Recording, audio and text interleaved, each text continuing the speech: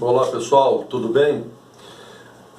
Continuação da aula sobre globalização, tá? Lembrando que nós vimos globalização como sendo uma estrutura econômico-cultural do mundo, uma imensa integração graças à expansão do capitalismo, tá? E à evolução tecnológica dos meios de comunicação e transporte.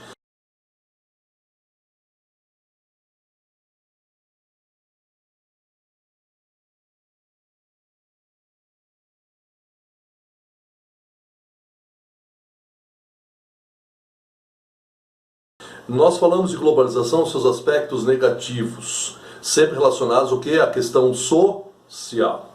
Hoje vamos falar dos aspectos positivos da globalização. E esses aspectos positivos estão relacionados ao que? A questão econômica. Então é fácil você pensar negativo social, positivo econômico. Por isso que todo início de cada ano ocorre em Davos, na Suíça, o Fórum Mundial Econômico, com a presença do chamado G20 financeiro, tá? Que será formado por países desenvolvidos e países em desenvolvimento, chamados países emergentes, correto? Vão debater o quê? Vão debater assuntos relacionados ao mercado financeiro, a questão da industrialização no mundo, problemas ambientais, por exemplo, possibilidade de crises financeiras, ajuda econômica aos países que estão mais necessitados, por exemplo. Então debatem a globalização, debatem o modelo econômico financeiro vigente no mundo, por exemplo, não é? Isso é o Fórum Mundial Econômico. Lembra que anti-globalização existe o Fórum Mundial Social, que nós falamos na aula dos aspectos negativos da globalização como um fator aí social. Se o fator social é o negativo da globalização, por isso que existe o quê? Um movimento anti-globalização no Fórum Mundial Social. Muito bem, voltando aos aspectos positivos da globalização, vamos lá, existe o Fórum Mundial Econômico para debater a situação econômico-financeira do mundo, tá? Que é realizado em Davos, na Suíça. Outro fator importante, a globalização, ela tem tudo a ver com neoliberalismo, não é? O que é a ideia do neoliberalismo? O neoliberalismo, ele surge com o Consenso de Washington em 1989, olha que data importante. 89 é a queda do Muro de Berlim, quer dizer, o mundo socialista já está em ruínas, por exemplo, e aí há um encontro entre os Estados Unidos, Ronald Reagan, Inglaterra, Margaret Thatcher, a Dama de Ferro, e o FMI, estabelecendo um novo sistema político-econômico seria vigente no mundo. O retorno do liberalismo, o neoliberalismo, no lugar do keynesianismo, não é? Daquele Estado interferindo na economia, o Estado motor da economia, o Estado desenvolvimentista. Sai esse Estado keynesianista e entra agora um Estado neoliberal. O que marca o neoliberalismo? Estado mínimo e mercado máximo, controle dos gastos públicos, superávit primário, gastar menos do que arrecada, não é? Tem que estabelecer corte desses gastos, né?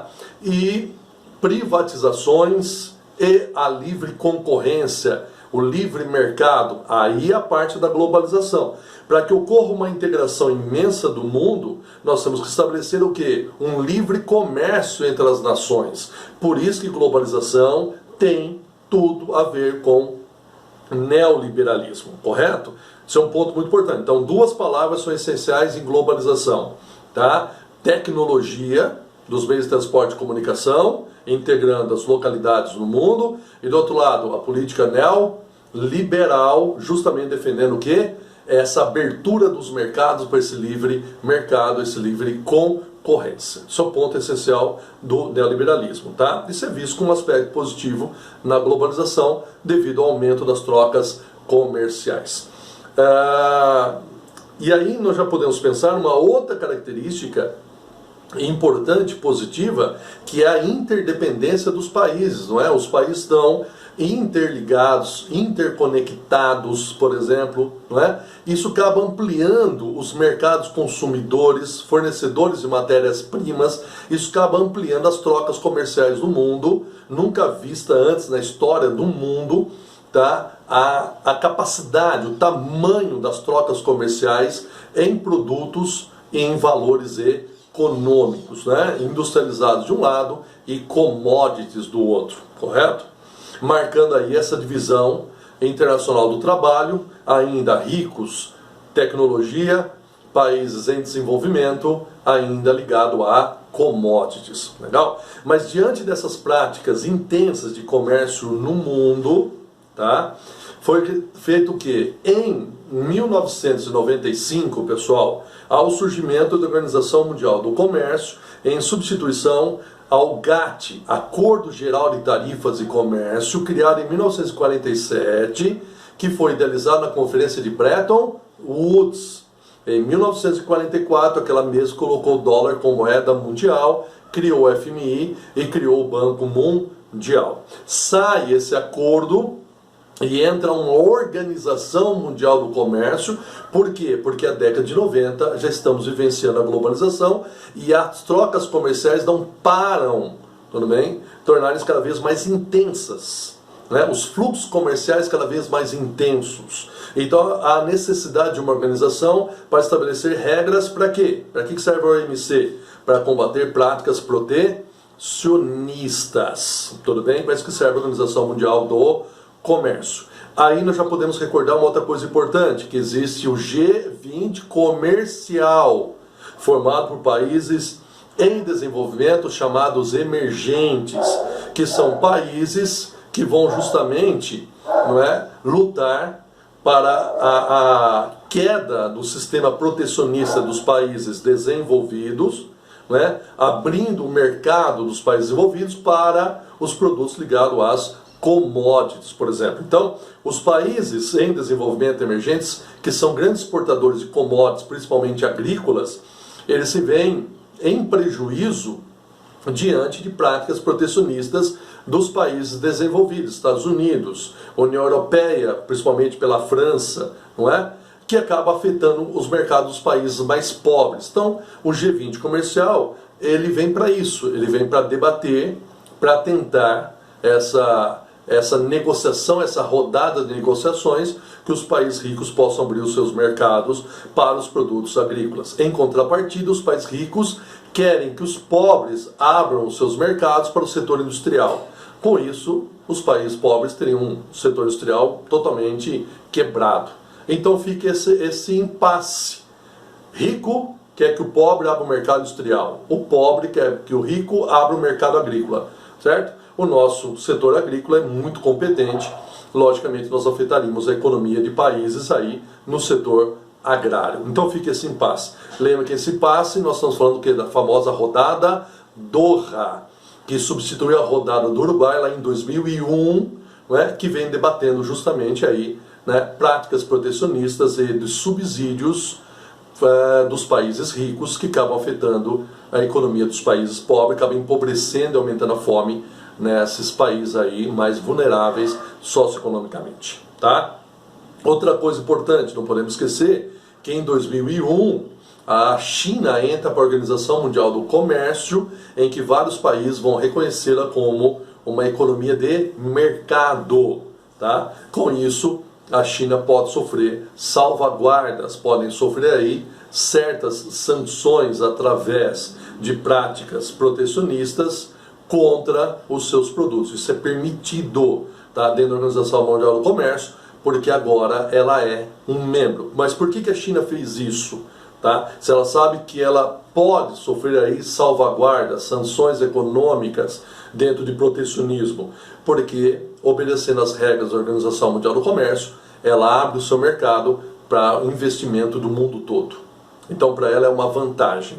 E para o país também é vantagem de ter a China como importante local, importante porto para os investimentos. Então um detalhe fundamental, China na Organização Mundial do Comércio. Essa mesma China que vai ter um crescimento econômico extraordinário, graças a investimentos externos, atração de capital, logicamente, as ZE, Zonas Econômicas Especiais, que atraem investimentos, mão de obra barata, incentivos fiscais, leis ambientais brandas, por exemplo, não é?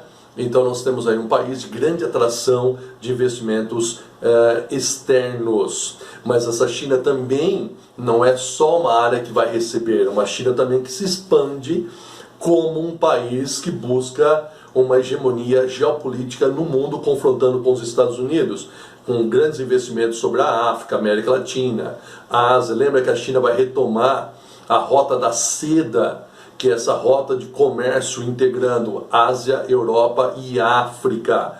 A China vai investir aí bilhões de dólares em infraestrutura, em meios de transporte para facilitar essa integração econômico-comercial, a famosa nova rota da seda.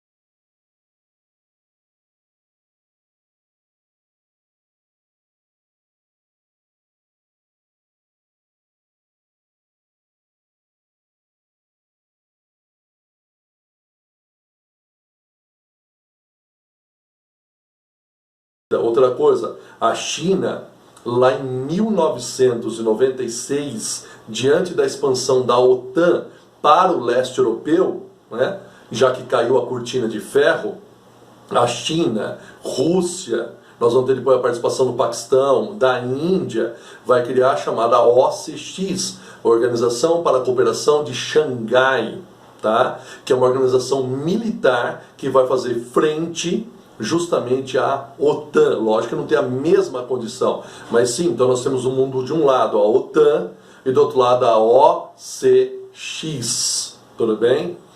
Comandada pela China, OTAN comandada pelos Estados Unidos, não é? Essa OCX aí sendo criada para tentar conter esse avanço da OTAN sobre o leste europeu, daí a Rússia fazer parte, por exemplo, tá? Então são acontecimentos aí geopolíticos extremamente marcantes. Lembra que a China já pousou uma sonda na Lua, tudo bem? Estuda pousar uma sonda em Marte, vai colocar o homem na Lua, logo, por exemplo, né? Então nós temos aí todo esse conflito geopolítico da ascensão da China diante dos Estados Unidos, por exemplo. Militar, econômica, política, geopolítica, investimentos, mercado consumidor, não é? Em busca de fornecedores de matérias-primas, todo esse mundo. Como se a gente estivesse caminhando por uma ordem meio que bipolar, né? Uma divisão do mundo entre Estados Unidos e China. Essa é a grande verdade que o mundo está caminhando aí, legal? Então já tratamos disso também sobre uma aula, essa China tentando, por exemplo, aí dominar, não é, o Mar da China Meridional, por exemplo. Legal? Então são acontecimentos importantes.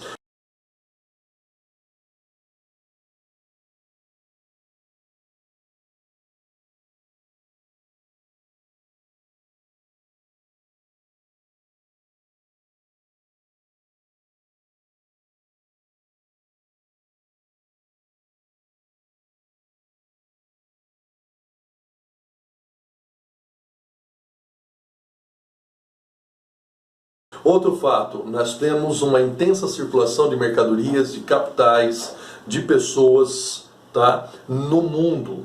tá? Então, isso é um aspecto positivo da globalização. Essa integração, ela permite essa intensa circulação de mercadorias, de pessoas, de capitais, de informações, tá? Então, lógico, todo mundo consegue ter acesso? Não, nós vimos que existem bilhões de pessoas que estão offline ainda, certo? Mas nós temos que admitir que há intensa circulação de informações no mundo, por exemplo, tá? Outro ponto importante, pessoal, a evolução dos meios tecnológicos. Esses meios tecnológicos, não é? Levando a internet, levando a transmissão, por exemplo, via satélite, isso favorece a difusão do conhecimento no mundo. Lógico, ainda há pessoas offline, tá? Mas nunca se viu tanta circulação de informações no mundo, né? As redes sociais, o ativismo na rede, como é importante isso aí, o ativismo pela luta pelas minorias, o ativismo ligado ao feminismo, ligado aí que nós estamos falando população, tá, que envolve busca dos seus direitos, LGBT, né, e outras denominações que nós vamos ter aí, certo? A população negra lutando pelos seus direitos, população indígena, por exemplo, não é? Marginalizados, como são na sociedade muitos sem teto, por exemplo, certo? Então tudo isso nós podemos ter um ativismo na rede muito forte, que é o lado positivo, não é? Vamos pensar uma coisa muito legal, não é? O ativismo na rede, não que foi o fator determinante, mas foi um fator que ajudou em muito a queda das ditaduras, por exemplo, na Tunísia, na Líbia, no Egito, a famosa Primavera Árabe, não é? Um grande destaque aí para as redes sociais como o Facebook. Nós vamos ter a queda, tá, do ditador do Iêmen, né? Não ter o início da guerra civil na Síria, por exemplo, a famosa Primavera Árabe. Isso foi muito importante. Nós vamos ter as manifestações no Brasil em 2003, não é? Envolve 2013, tá? Que é a busca aí, por exemplo, do Catraca Livre, né? Que era um movimento aí contra o aumento de R$20 sobre o transporte, por exemplo. E aí, lógico, nós vamos ter isso aí, toda uma difusão política no país, não é? Nós vamos ter movimentos também anti-globalização, anti-mercado financeiro, que é o Occupy Wall Street, tá? Que é um movimento feito lá em Nova York, no coração do Wall Street, justamente contra esse capitalismo financeiro que vai empobrecendo muita gente. Mesmo nos Estados Unidos, nós temos um empobrecimento da população devido ao capital financeiro. O capital financeiro não gera tanto emprego. Sim, ele gera o acúmulo de riqueza. Isso é um lado negativo. Porém, de fato, nós temos uma formação aí de redes sociais de integração, né, via esse mundo globalizado, principalmente destaque o ativismo na rede. O lado negativo, fake news, cyberterrorismo, nós já discutimos esse aspecto aí, tá? Outra característica importante é essa integração permite uma rapidez no combate às pandemias, laboratórios se comunicando pelo mundo, não é? Em que um consegue ter um avanço, já passa para outros laboratórios. Por trás disso, quem? A Organização Mundial da Saúde. Nós estamos vendo na situação hoje do coronavírus, o Covid-19 no mundo, mas também foi lá o H1N1, influenza, ou a situação do Zika vírus, por exemplo, quando a médica brasileira, né, relatou a relação entre o Zika vírus e a microcefalia, por exemplo, não é? Então, isso é importante, a circulação de informações em combate a epidemias e pandemias. Só é possível porque nós somos todos conectados via internet, videoconferência, Skype, não é? Seja o que for aí, não é? Plataformas que estabelecem online. Isso é possível, os médicos, os cientistas se comunicarem. Isso é um lado positivo, pessoal. Isso é muito importante. Como também nós podemos pensar, relacionado aí, até aí voltando ao assunto ativismo, por exemplo, as questões ambientais, não é? A preocupação no mundo com o aquecimento global, qualidade de vida, não é? Preservar as florestas, como a questão da Amazônia, não é? Todo esse movimento que ocorreu em 2019, diante do aumento das queimadas da Amazônia, o mundo se preocupando, notícias correndo pelo mundo todo. Isso é um lado positivo que nós temos aí, tá? Isso é importante, beleza? Outra coisa, debates multilaterais no mundo. Quer dizer, o mundo hoje debate diversos assuntos. né? Acabei de citar, mas podemos ainda pensar, debates multilaterais sobre a preservação de ecossistemas, de biomas, da questão dos oceanos, por exemplo, a importância da questão do meio ambiente para a qualidade de vida das pessoas, né? O aquecimento global, a redução de combustíveis fósseis, a queima de combustíveis fósseis. Quer dizer, o mundo tem que repensar em ser uma economia verde. Essa economia verde, por exemplo, né, com sustentabilidade, combate ao consumismo, né, mais justiça social, combate à pobreza, por exemplo, tudo isso faz parte da economia verde. Então esse lado é um lado positivo dos debates multilaterais, né, condições políticas da manutenção da democracia, combate à ascensão aí do nazifascismo, combate aí à ascensão do fascismo, da extrema direita, o que seja extrema esquerda, tudo que é extremismo está errado, combate à xenofobia, certo? Então há uma comunicação no mundo, isso é importante, relacionar os direitos das minorias, como nós falamos, não é, anteriormente, tudo isso é importante, que traz um debate para a sociedade, e a sociedade conectada passa a ter ideia dessas informações, do conhecimento, para defender essas causas. Sem conhecimento, você não tem defesa de causas. Por isso que a informação ela é tão importante para um povo. Eu só posso defender os meus direitos, os direitos das pessoas que estão próximas a mim, diante do conhecimento sobre o direito. Por isso que é tão importante essa integração. Outra coisa, pessoal, não é? A criação de novos empregos em tecnologia da informação, porque de um lado nós falamos sobre desemprego crônico estrutural, aquele eliminado pela tecnologia. Só que a tecnologia, ao mesmo tempo que ela está eliminando empregos, ela está criando novos empregos e novas oportunidades com novas tecnologias.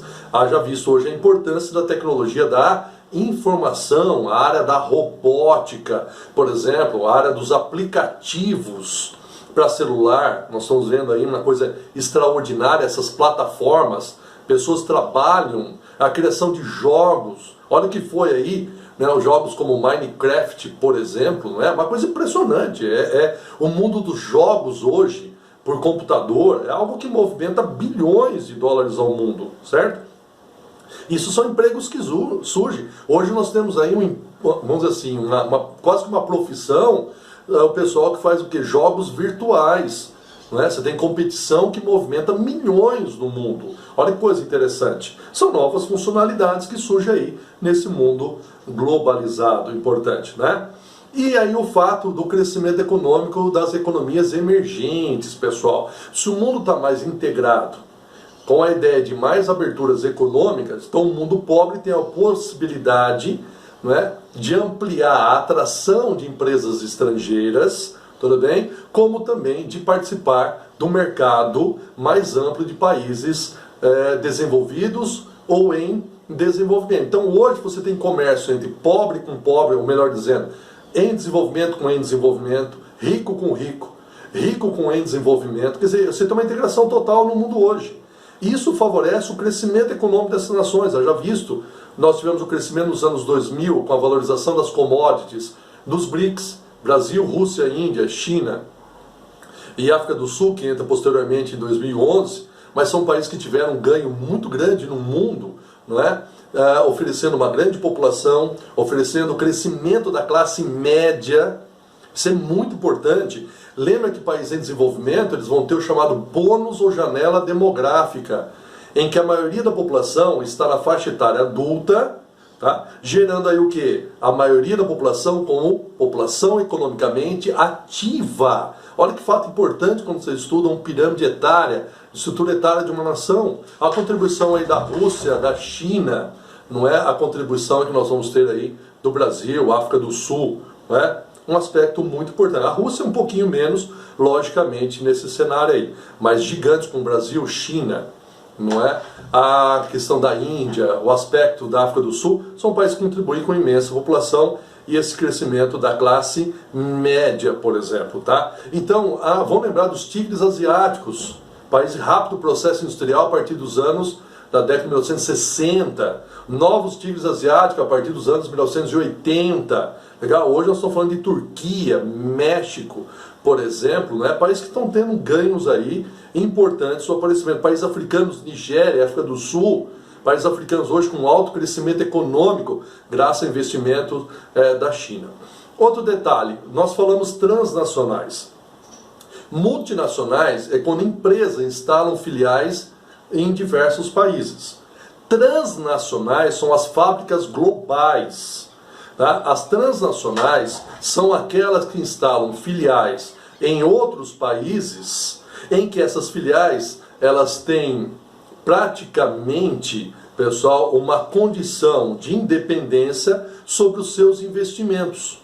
Tá? Então essa é a grande diferença. As transnacionais, elas tomam decisões próprias, as filiais, sem depender da sede. Para quê? Para se adaptar culturalmente àquela nação, para ter mais capacidade de atender o mercado consumidor. Tá? Essas são as transnacionais, correto? Então nós tivemos uma evolução no mundo extraordinária, pessoal, no papel da globalização, correto? Nós vamos tratar depois sobre blocos econômicos, tá? Mas nós ficamos aí com o assunto globalização tão importante dentro desse cenário de integração fundamental. Lógico, aspectos positivos e aspectos negativos.